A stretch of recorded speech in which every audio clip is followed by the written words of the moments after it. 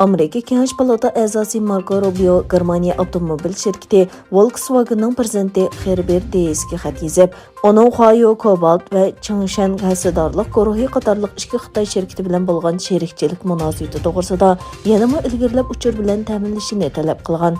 Rubioning xatida ta'kidlashicha, bu ikki shirkat Xitoy Kompartiyasining Uyg'ur avtonom rayonidagi Uyg'ur musulmonlarga qaratilgan irqiy qirg'inchilik va Demokratik Kongo Jumhuriyatidagi odam atkazchiligining qurboni bo'lgan bolalarni majburiy emgakka selishni ichiga olgan dunyo miqyosidagi qo'rqinchli kishilik huquq dafsandichiligiga ishtirok qilgan ekan.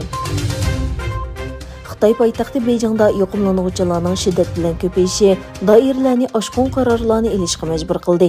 Emgakchilar bayrami harfisida Beyjingda restoranlarda tomoq yeyish ma'ni qilindi.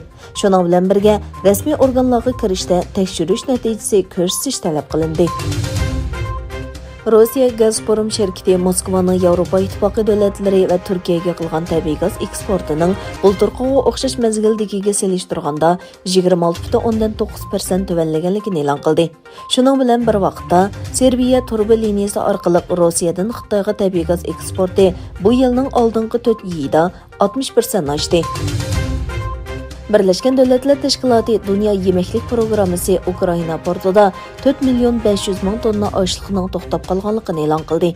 Munosabatlik bayonotda dunyoning saqlangan bu açlıqlarga muhtoj ekanligi ta'kidlandi.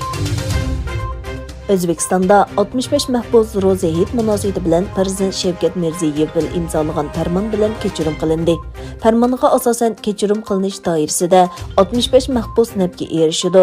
Buning ichida 41 mahbus qo'yib berildi, 24 mahbusning jazo muddati qisqartirildi. O'zbekistonda milliy va diniy bayramlarda jinoyatga pushaymon qilgan va asliga kelish yo'liga mongan mahbuslar uchun Prezident tomonidan kechirim e'lon qilindi. Dünya musulmonlari beshi rahmat, o'tirsi mag'firat va oxiri do'zax azobidan qutulish bo'lgan muborak Ramazonni oxirlashtirib, ro'za hayitni kutib olmoqda. Do'stlik, mehr-muhabbat, qarindoshlik va ijtimoiy munosabatni kuchaytirishning vositasi bo'lgan muborak ro'za hayitni tabriklaymiz. Uyg'ur televiziyasi bo'lish sifatimiz bilan izilgan Sharqi Turkiston boshchiligida butkul islom dunyosining muborak bayramini tilaymiz va hammalarning bayramining tinch va baxt ichida o'tishini umid qilamiz. Ro'za hayitinglarga muborak bo'lsin. Biz barliq zulmga uchirgan musulmonlarning, jumladan Xitoy zulmi ostidagi xalqimizning eng tez fursatda hurlikka erishishiga tilakdoshmiz.